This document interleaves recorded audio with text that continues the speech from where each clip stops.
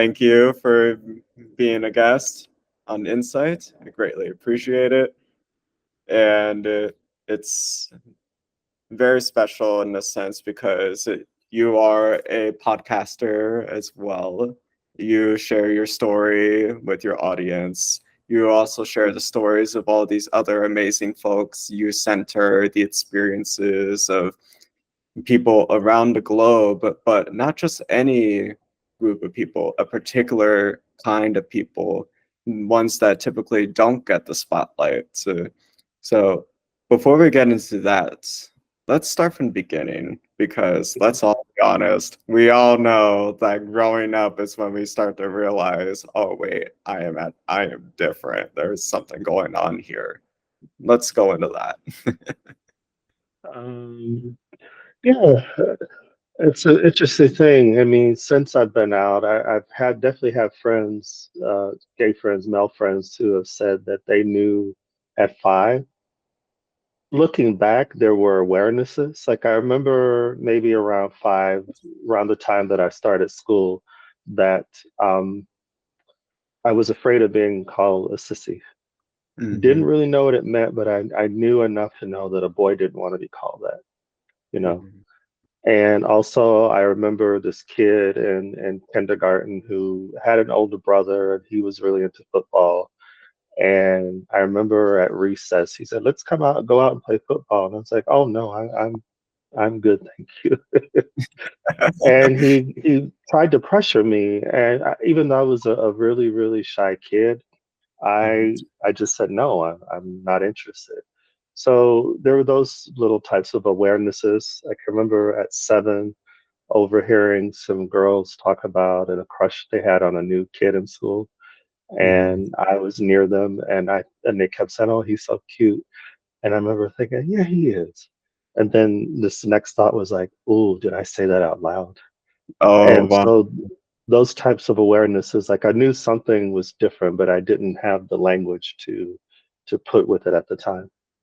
Mhm. And before we actually started recording for this, you mentioned that you were from Arizona.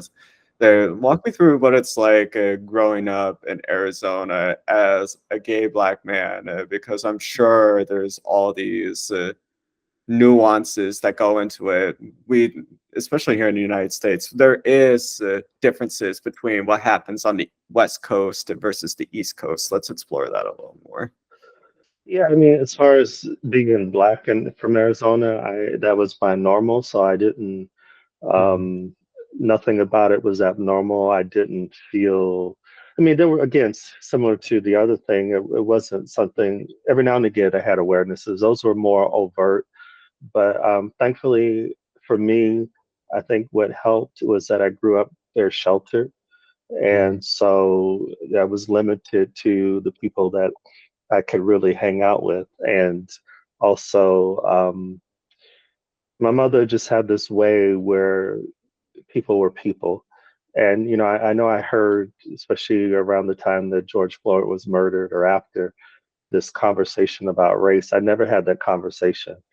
I Mhm. don't remember that. I do remember little comments that my mom would say, like, oh, well, some people are going to think they know who you are based on who they see, but, you don't have to worry about that. Or, some people are going to assume you like certain things or that because I was a super shy kid and I was really into books and school was very important for us. So I was always most comfortable in the classroom and those types of things. I remember she'd say, "Oh, kids may think you're not as smart," but I didn't really register, and I'm kind of glad I didn't in some ways because it wasn't until I moved to LA in my early 20s that Arizona is considered more conservative than California. But when I moved to LA, that's when I was like, "Oh, okay." Now that not around what was familiar to me, I Mhm. understand that people assume they know who I am based on whatever their perceptions of black is. Mhm. You know, And how old were you when you moved to LA? I was 22, but I 22. was so naive. Uh, are a lot of us, especially when we move from you were in Phoenix. I'll be honest, I don't even know if Phoenix is really considered a major city or not. I It guess wasn't so. when I was coming up. It's a big city now. I left in the early 90s, so I mean, I was the person that couldn't wait to leave because I thought Phoenix was boring. Because every time I saw footage of LA or New York, I was like, I want to live there. So Mhm. definitely now it's when I go back to visit, it is a big city. But when I was coming up, it was like I remember we had the 10 freeway that went east and west, and north and south was the 17 that took you to Flagstaff. So yeah. Oh my gosh, Flagstaff. I remember visiting Flagstaff. What a vibe. It's what an energy. There's so much happening in that area, and people who aren't attuned to the spiritual energies and what's going on there, you can completely miss it. You think it's just like this little dot on the map, but there's a lot going on in that little corner of the universe. Yeah. One of the things that I was thinking about when you were answering this question that came up was you mentioned how you thought about moving to New York, you thought about moving to LA, and you did settle on LA, but what was the deciding factor for you? When did you say, okay, LA is where I'm going to begin this stage of my life? I didn't really plan it other than I was a theater major. I started school in Flagstaff at NAU, Northern Arizona University, as a journalism major, but I always had this little secret that I wanted to be an actor. And so about a year and a half into that 3 semesters, I transferred down to U of A in Tucson.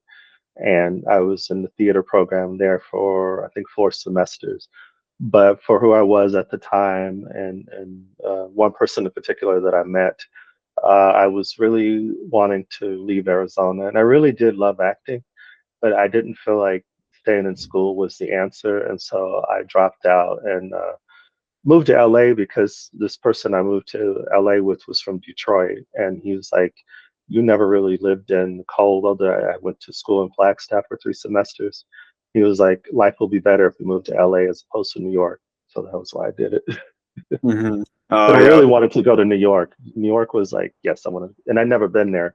It was just based on what I saw on TV. Even though it looked so much dirtier and grimier than Phoenix, I was like, there's something magical about that place. Yeah, there's always something. There's definitely that force that moves throughout New York, and it's a constant. It's always present. And actually, it's funny that you brought that up too, because if you listen to the stories of the native peoples who come from New York, who were there before all the colonists came in, they mention how that particular region always had that sense of urgency, that sense of rush. And I don't know, there's just something that everyone was tapping into when they discovered that little spot there. But and go to let's go into LA now. So you're a gay man, you're in LA, you're beginning your career there. Let's talk about some of the challenges that you're. It doesn't whether it was about your sexuality or whatever circumstances were going on, but what were some of those that you were experiencing when you first began in your career? I mean, as far as my orientation, that was still on the back burner. I wasn't even in the closet. I was this person that was, uh, considered nice and super book smart. Um, and from what I knew of that, I didn't want to be it because I thought I just had one idea of it based on the negative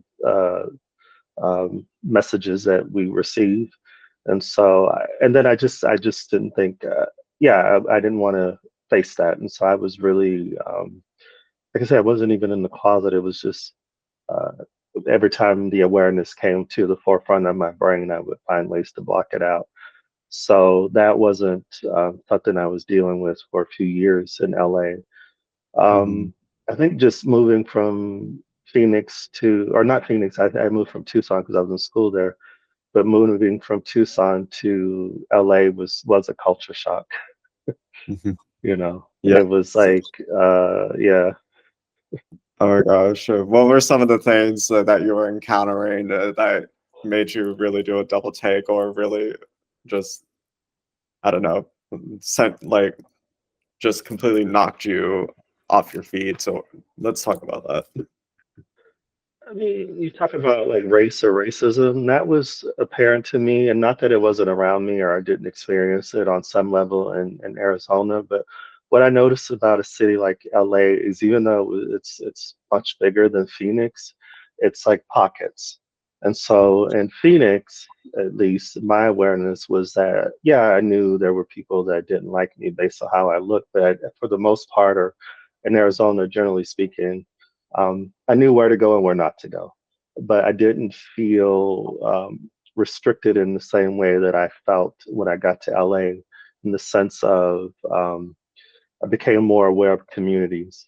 And it seemed like even though the city was much more diverse ethnically and culturally than Arizona was, people kind of kept to themselves based on their backgrounds. Or you know what? And I take that back. It's just that wasn't my experience because part of my upbringing is that we moved around a lot, and I didn't like it, but I'm actually grateful for it because I think it in some ways helped me to be comfortable around different types of people. So that was one of the things I noticed moving to LA. Um, yeah, just it was a different pace. People were much more. Uh, what's the word, aloof than they Hmm. were in Arizona, and that took some adjusting. Definitely seeing the haves and have not was much more stark in LA, and that was the jarring with the homeless I saw there. I'd never seen that before, you know. Hmm. Yeah, it's, it's funny that you brought that up too, because I remember encountering a lot more of that, especially when I moved to the DC area. Up until then, I had been living in rural communities. And it's not that those things don't happen in rural communities, they do, but it's a lot more isolated. You need a car to get around anywhere. So if someone is homeless in a rural community, chances are they're probably living in the woods in a tent, or they have some other means of support, or they find shelter elsewhere. But in seeing it in broad daylight in DC, I definitely resonate with, wow. And it's something that it's happening, it exists. You see it on the TV and the news whenever national news comes on your local station, you'll see the images. But just like seeing it in person, it really does shift. And I I still feel this sense of just shock at how awful we've allowed it to become in this country. Like, I've been living in the DC area for 5 years. I'm still experiencing that. Mm, Mhm. But- yeah. Yeah, it was that thing too. Yeah, I remember because I temped for a year, my first year there, and I was downtown, and downtown at that time was like a place you didn't want to hang out with unless you were working in the business district. So I was temping, and I remember, like not growing up maybe in a small town like you did, but still, like if you saw somebody needed help, you were like, oh, I have some change, I'll give you. And having to learn, people would say you can't give people money because they'll keep asking for it. And I would feel so bad because, especially if there were people with kids or that type of thing, and like you have to walk by. And I remember that was hard to get used to. Oh yeah, and it really speaks to the systemic issues that are really happening in the United States, not just in the United States, but this is a global phenomenon. England is going through it, France is going through it, South Africa is going through it. Like, there's no country where this is not a problem, unfortunately.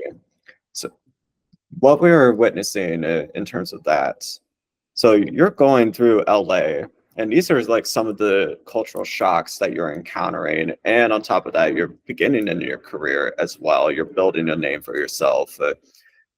Let's go further into your career.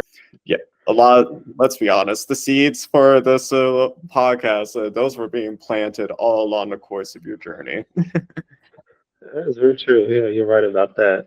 Well, as far as the original reason why I moved to LA to be an actor, I was somebody who was, I can see it now, and what I'm doing could be very driven.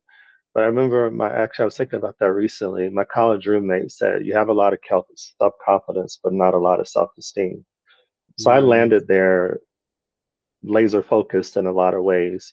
And within 9 months, I got an agent and I was being sent out on auditions. But what was one of the well, one of the challenges was I didn't like myself as much as I realized until I got to LA, and so I was doing a lot of comparing. Definitely, of course, wasn't dealing with my orientation.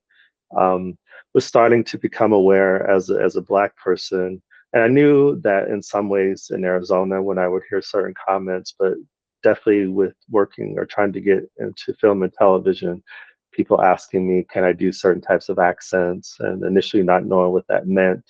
And then really finding out like, oh, they want to find out why I don't sound or why I can't uh, sound more urban, that type of mhm, thing. So that yeah. was starting to mess with my psyche because I was like, well, I know who I am, and I'm very proud to be Black, and grew up in a family where that was never an issue for me. But I was starting to question that based on certain people's perceptions of me and certain comments I heard, not from everyone, but you know, it's always just one or two that can just stick with you. Yeah. There was a conversation I was having with another person earlier on this blog, and they were talking about how they were being told pretty regularly, "Oh, you sound white. You Mm. sound like you sound like this." Where the it almost sounds like this is an offshoot of that sort of label that typically gets categorized. Do you see it as that, or do you see it as something different? No, it's definitely that, why do you sound white? And I get the root of it because it is connected to the stereotypes. A lot of them that, you know, I don't think started with Black people, but that's a whole nother thing, the history of all that stuff. But yeah, it's definitely rooted to that, hearing like for years I couldn't say Oreo because it was such a painful thing for me to hear because Mhm. I knew who I was. But yeah, with those types of things. And again, it wasn't everyone, but I focused on the ones who said it. Mhm. And so as far as the career, so I tried the acting consistently for what was it, 22 to 25. But part of moving to a city like LA, maybe like DC, is it's very expensive. So I again moved there naively thinking, oh, I'm an actor. I'm gonna, start getting work right away. But I had to get a regular job. And so it's like pay the bills, try to audition. And so I did get a job first temping as a file clerk for an investment bank about a year after I started. And I kept auditioning randomly.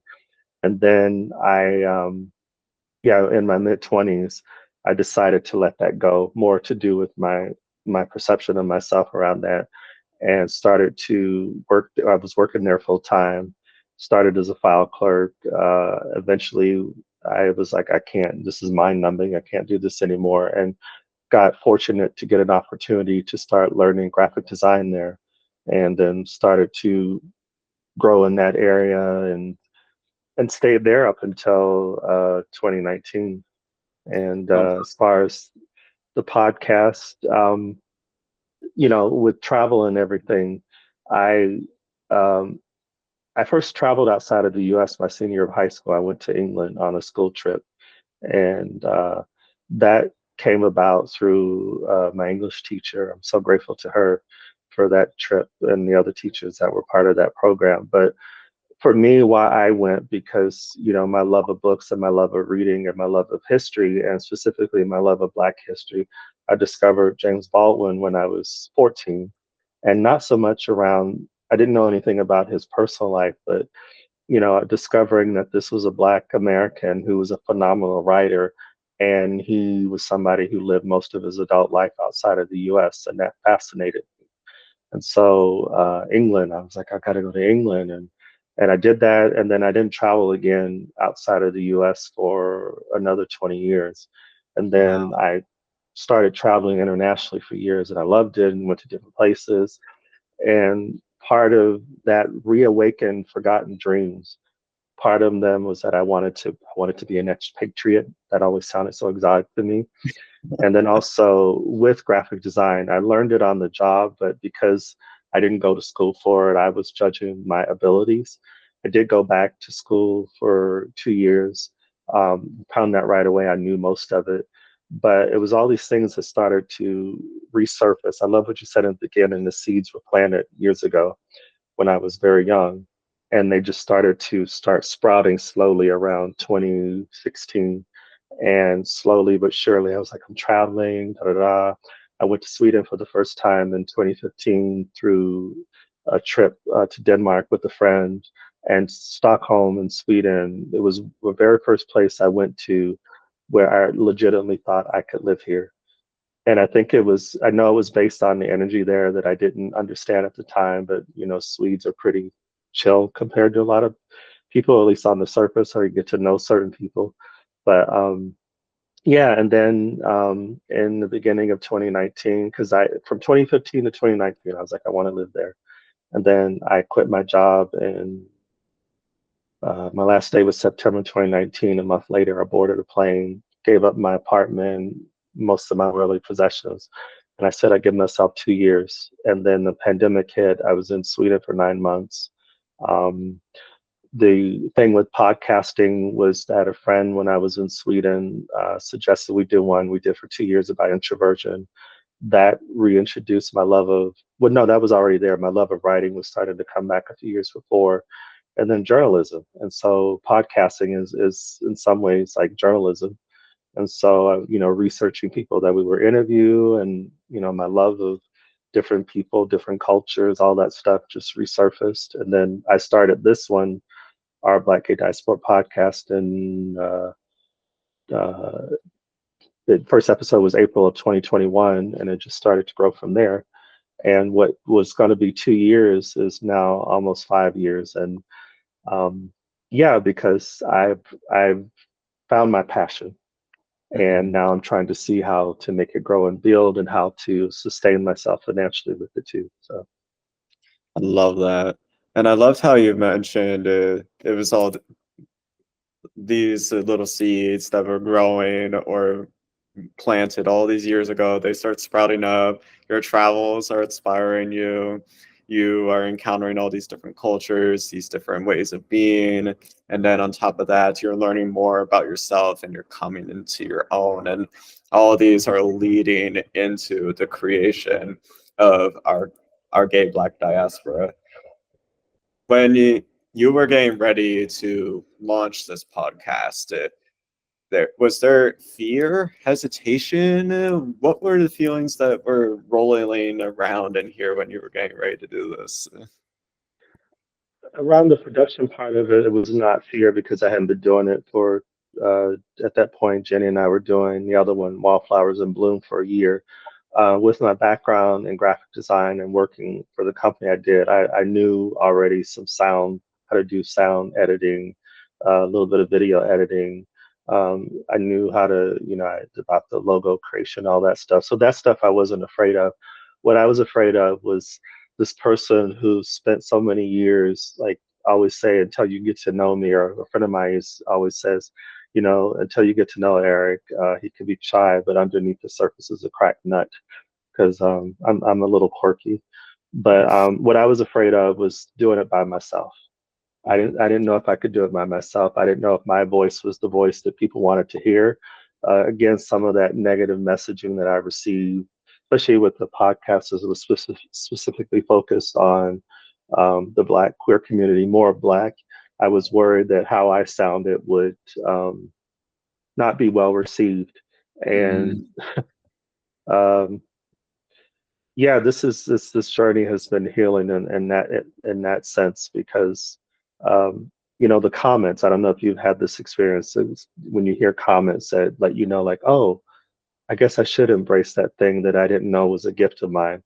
And I remember right away when people are like, oh, I love the sound of your voice, and you sound so chill, you sound so calm, and I was like, oh, I guess it's time that I start liking this voice that I've had my whole life.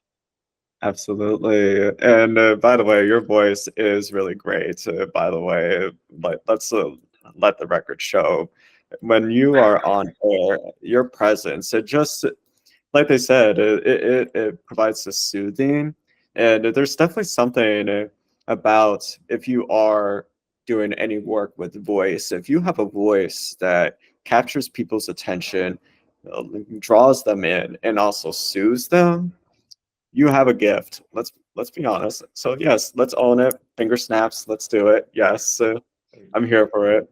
One of the things that I had a question about when you were answering that now is you were talking about all these negative words, these negative phrases. Like, am I like is my voice good enough for this?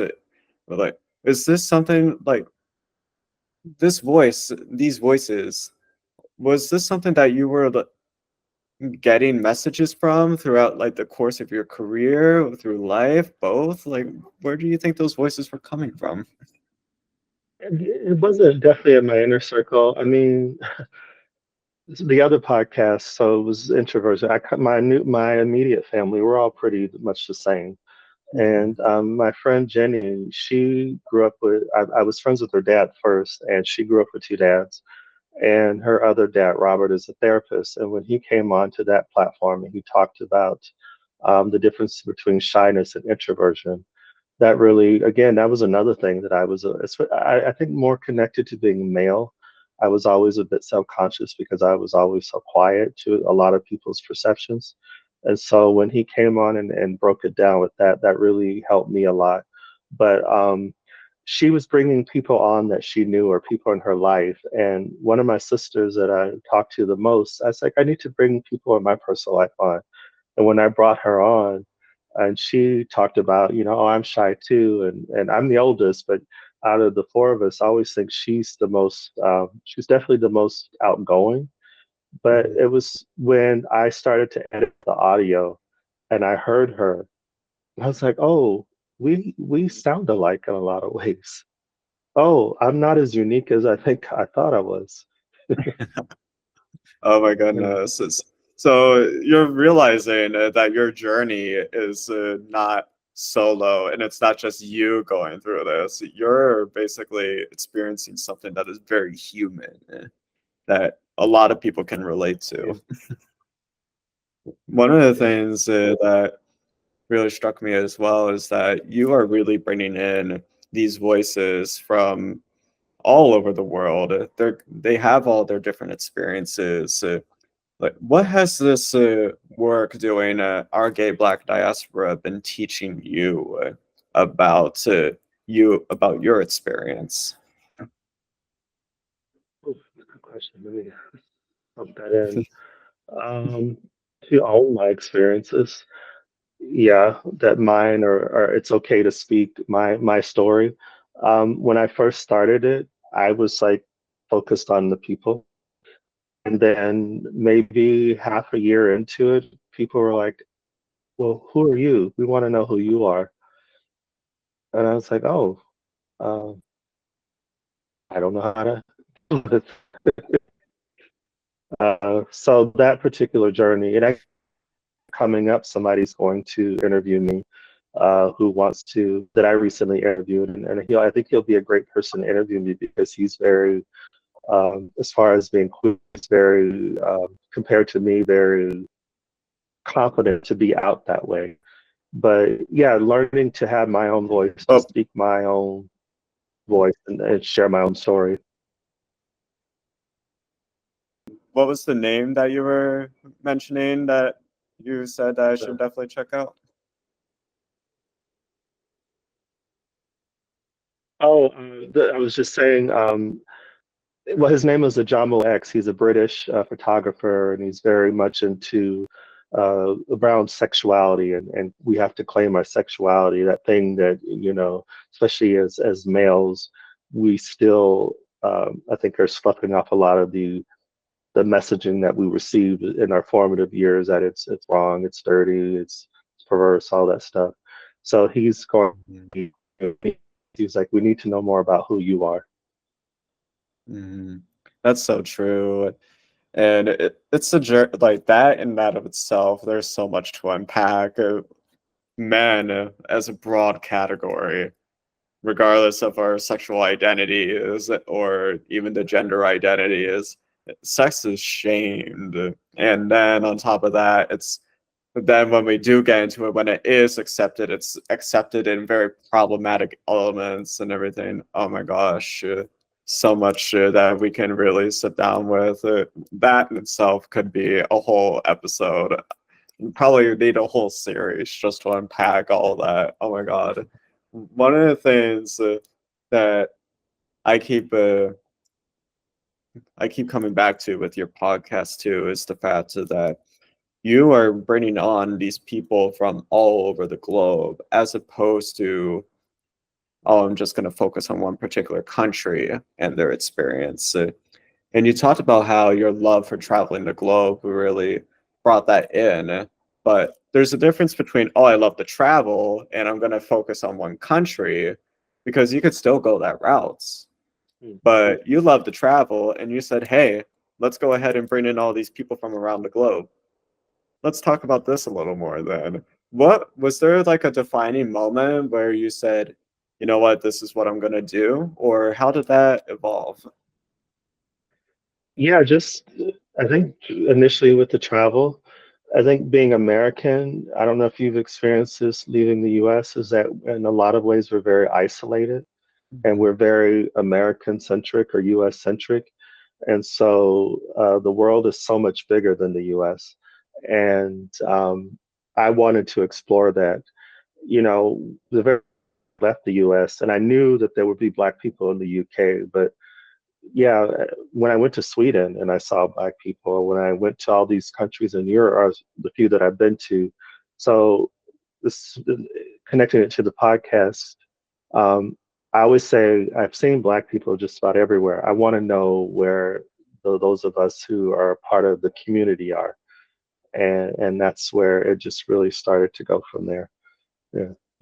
It really is a it's ambitious and it is so necessary, this work that you're doing. A lot of people, regardless of what their background is, we have this idea of what blackness is, and unfortunately a lot of it is so it's not only stigmatized because we know that it's wrong that these people are being portrayed in this way, but we do it anyway for all of our Mm. various reasons: the superiority complex, profit, etc., etc. That one of the things I admire about this is that you're really getting to the humanity of a lot of these people. Um, what what have you been what have you been learning in terms of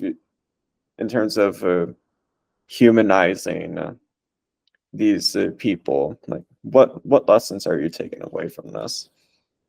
I mean, as far as the humanizing, that's always been a challenge for me with media my whole life, and that's not unique to me. That's my family, my on my at least both sides, but more so on my mother's side. Um, my aunt, who was a librarian, you know, she was the first person that made the world bigger than Arizona, and made it bigger than the U.S. to me because she would always give me these books that you could never find. Definitely didn't have them in school. Um, so yeah, I knew, you know, we were more diverse, and I wanted to find a way to do it in media because that's always been a challenge for me. It's very narrowly focused. My own personal experience, but also just knowing and suspecting that, like you said, is so much more diverse than that. And then to maybe tie it in back to being American is that um, the world knows about America. You Mhm. know, we don't know as much about them. And so, you know, I go to these places, they hear my accent, oh, you're American, we know about this, we know about that. And I'm like, well, tell me about you. Literally, like what it's almost like we always have the spotlight on us, so everyone knows our business. But then when it's really sitting down to have a conversation with all these people, like you said, this isolation, what do we actually know about these people? Probably next to nothing. And then what little we do know is misinformed, misguided, told from only one particular lens as opposed to a broader perspective. One of the things that also gets me thinking is about how you were enduring all these challenges when you were not only in your career, but you were also encountering them when you were getting ready to get this podcast up and running and building it up. But what are some of the lessons that you've been taking away from all these obstacles you've been through? For the lesson. Um, on the personal, I think we've touched on just, that I can be in the forefront of something. As far as the where I think I know I'm at now is that I am capable of building a brand. Mhm. That's the scariest, especially from my professional background. And this is not judging that or judging if that's someone's life, but I knew how to get up and be in the car by 7 and by work at 8 and go and sit in the cubicle and then do that all over again. And that's not a bad life. And again, because we've met each other and I really like your energy, that thing of, oh, I have an idea. How do I execute that? That's been scarier. And so where Mhm. I'm at now is 3 years into this, especially with people most recently, well, always, but one guest in particular, I won't say it because I want to honor when that episode uploads. These people that I admire and they reach out to me. I'm like, I am the small operation. You want to talk to me? Yeah. And that's the more it's all within. It's the battle within. It's the RuPaul saying, the inner saboteur. It's all that. So where I'm at now is, yeah. And then looking, I think you and I talked about that when we met up, is how do I fund this? Not to think of myself as becoming a millionaire, but just so that I can pay the bills and not feel guilty about it, because what you're doing and I believe what I'm doing is, I really am passionate about wanting to enlighten and help people, but I still got to eat. Exactly. No, for sure. There's definitely a lot of challenges that come with that, getting it to a point where you can sustain it. And that's the thing. You can't tell the stories of other people if you can't tell your story. You can't have a platform for people to come on if there is no platform. How do you build the platform? How do you keep it sustained? How do you nurture it? How do you love it? We used the metaphor of the seeds in the past. Let's use this metaphor again because it's very relevant. How do I make sure that this seed that I plant is going to grow into something that's going to keep on and find ways to sustain itself or find ways that it can bring in sustenance? How is that going to be? Farmers don't plant seeds just for tomatoes to grow. They're growing them so that way they can live off the tomatoes. That's part of the process. They're not doing it for their health. I mean, they are doing it for their health, but they're not doing it because, like, if they just wanted tomatoes, they would have just bought the tomato. No, they're planting it to sustain it. Yeah, I, I love yeah, that. yeah, literally, it's so true. One, like, going into this answer as well, it actually opens up a door to another question. When I'm thinking about the lessons that we learn from all these challenges that we endure, we definitely gain these insights. And looking back on your life thus far, what would you say would be a piece of advice or some insights you would have given to a younger Eric? If I have an idea, it's not a bad one. Mhm, And if it's not a bad one, it's okay to share about it. I don't mhm. have to keep it a secret. Because what I'm doing with our Black Gay Diaspora podcast, I'm going to say it on this platform, and this is, yeah, it makes me nervous to say it. Yeah, okay, so when I moved to LA, my goal or my fantasy, it was a fantasy because I didn't truly believe in it, was I want to be like an Oprah. I want to have my talk show, my successful talk show. Then on the side, I'll do acting and, Oscar winning films and things like that, you know. Mhm. And the acting thing, I've never given it up, but I haven't done it in a long time. But yeah, that was an idea when I was, 18, 19 years old. And again, I love the thing you said, the seeds, because when I left the US in 2019, I was planning, my goal was to get the job or a job similar to what I had in LA. Mhm. This was not part of it. None of this was part of it. You had told me when I pulled out of the parking lot on my last day and said, I just quit my well-paying job. And then you said, oh, guess what? I went to a fortune teller. You're going to be living in random places and in different countries. I said, oh, that sounds exciting. Making enough or living, I'm still living in a lot of ways on some savings. Um, and you're going to be speaking in front of people. I'd be like, oh, wow, I need to turn around, knock on my boss's door and say, please, please give me my job back. Because that sounds insane. Oh my gosh. Oh, it like when you say it out loud, you're literally thank you for your vulnerability because admitting that fear was there and you were second guessing.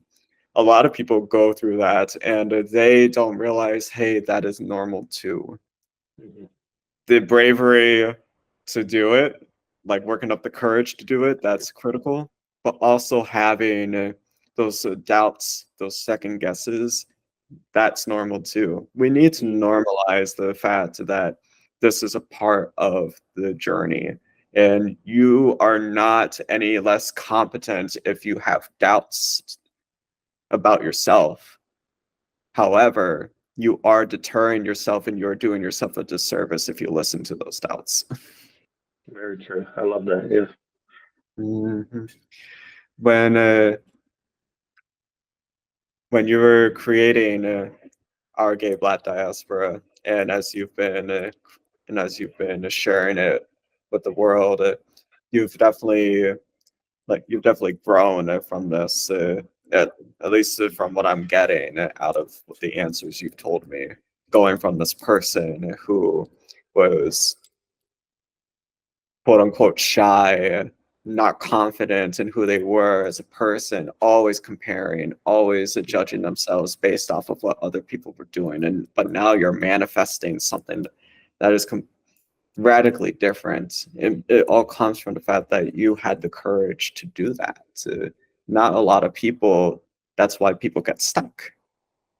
It's because a lot of it is the internal fear, and we have a lot of our systems to blame for that.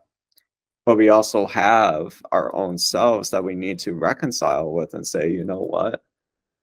This is maybe what others have said or have implied about me, but that is not who I am.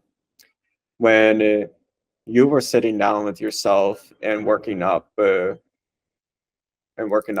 courage to do it, like let's walk through that inner dialogue or that pep talk you gave to yourself. What was it that you told yourself that really pushed you forward and said, you know what, I'm going to do this anyway? I think no, that's where the network comes in. That's where the inner circle comes in. At the time, people in my life who I was sharing, as far as wanting to try to give myself 2 years to pursue living abroad in Sweden, that's where that comes in. My family, my close family members, one friend in particular. I remember because because I was back in school. I was going to a 2 year college in LA in Santa Monica at Santa Monica College, and it was March of 2019.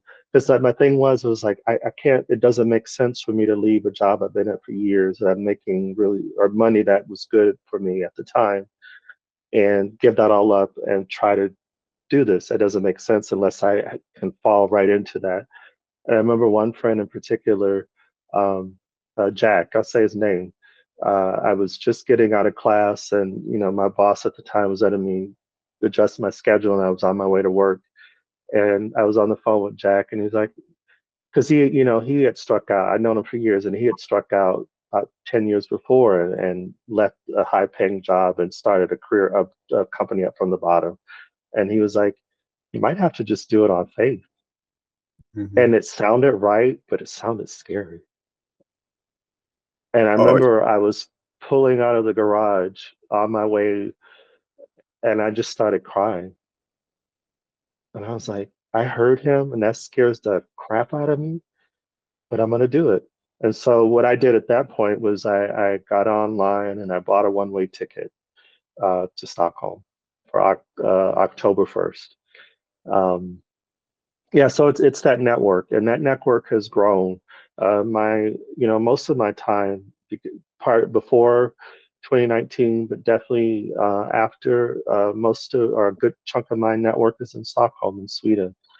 People that I've just known for 5 years, and it's that network. I keep saying that it's the network, the people that I can go to, and the courage. Yeah, but um, I like what you said is normalizing that making a decision is one thing, but there's still the doubts and all that. So it's calling them when I'm in the fetal position and saying, "Have I lost my damn mind?" And like, this is part of it. This is part of it. It's okay. I've really gotten into, I was into it before, but more so because I'm pursuing something I really want to do. People who we know who are successful, who share their stories, they're vulnerable.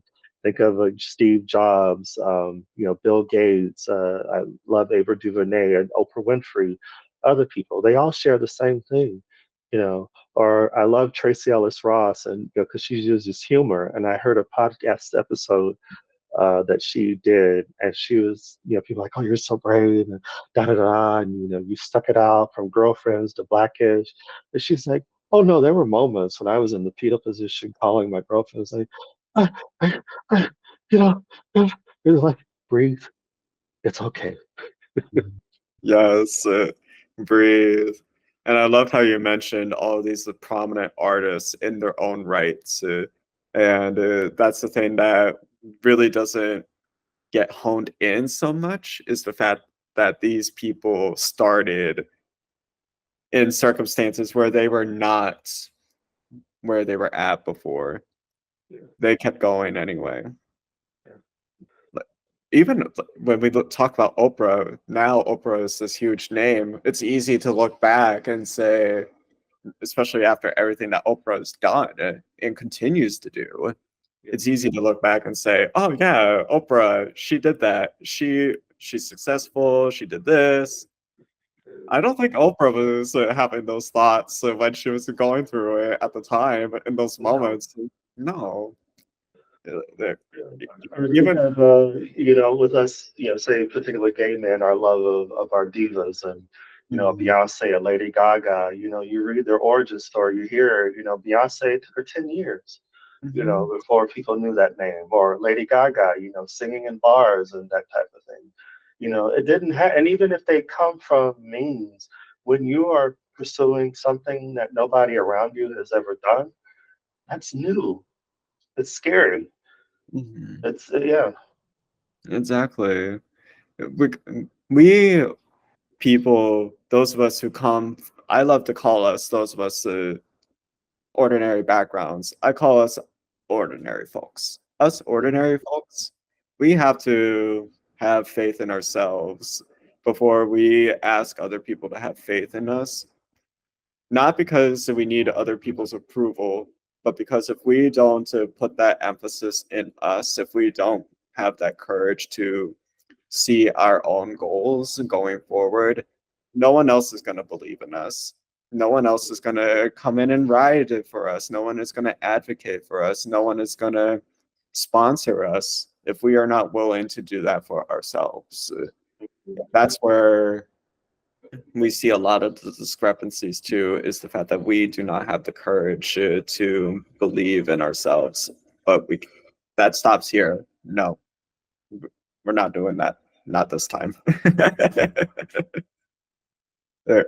I want to be mindful of time. I know we got 5 minutes here on this, so if we can, maybe one more question, and then Oh, of course. we'll close up Yeah. shop. So we've talked about what you've endured to get to this point. We've talked about the doubts, the insecurities. We've talked about the advice you would give to a younger you.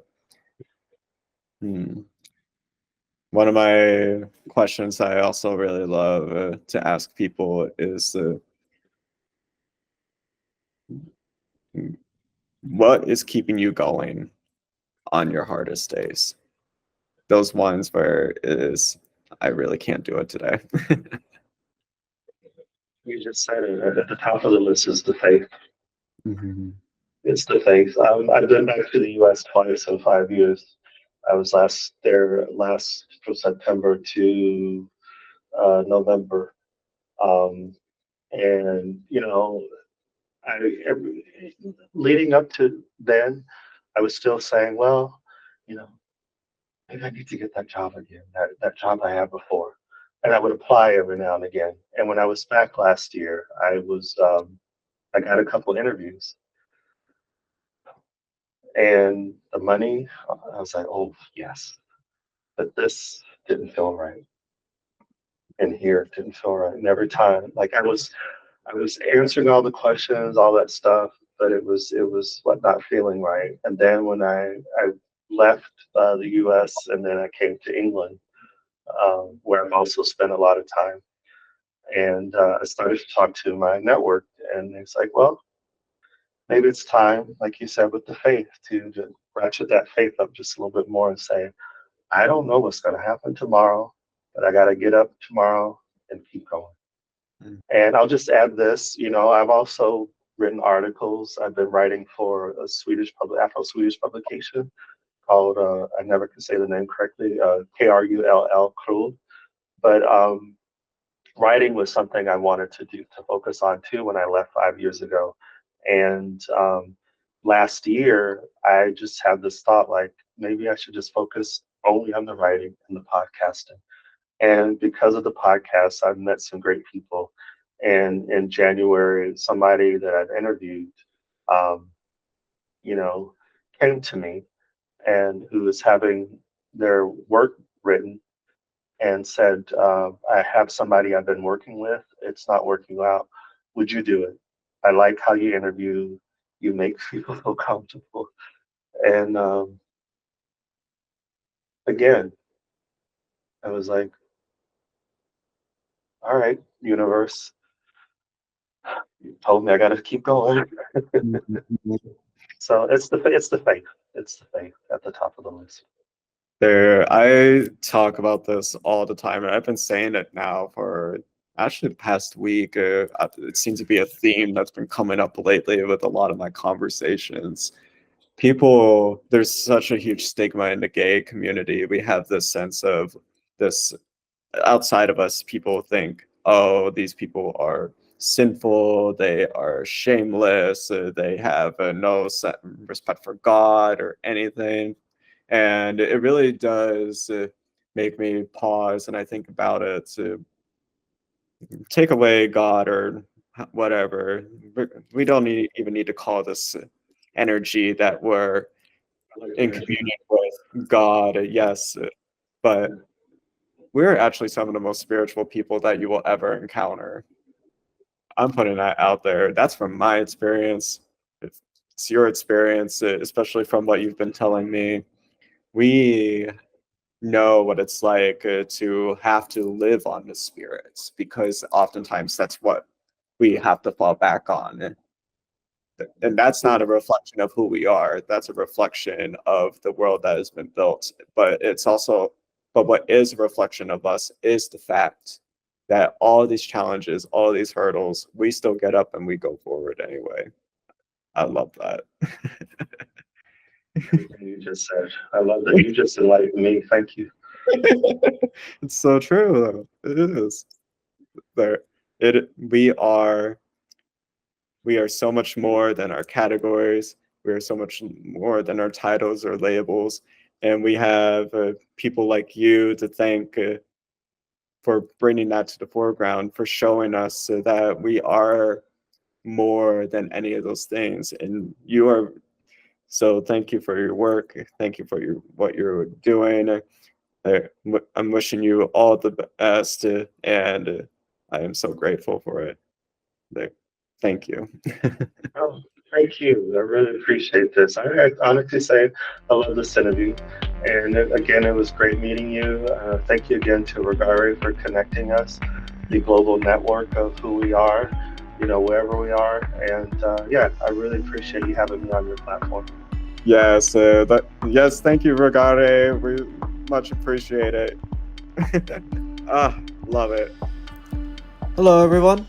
This is Justin Cobb, and that was Erick Taylor Woodby, founder of our Black Gay Diaspora podcast. It's incredible work. Erick is fabulous. I appreciated getting to learn more about him and his story, and sharing the stories of Black LGBTQ members from around the globe. Be sure to go ahead and check that out. I'll leave links to Erick's profile as well as his podcast links in the comment section. If you like this video, be sure to give it a thumbs up and comment and let us know what you think. And be sure to subscribe so that way you never miss a beat. Thank you all for tuning in. 2024 has been great, and I'm so appreciative of your support. It means the world, and I am looking forward to sharing more stories with you in 2025. Be sure you all have a safe and happy new year. Until then, until next time, be well.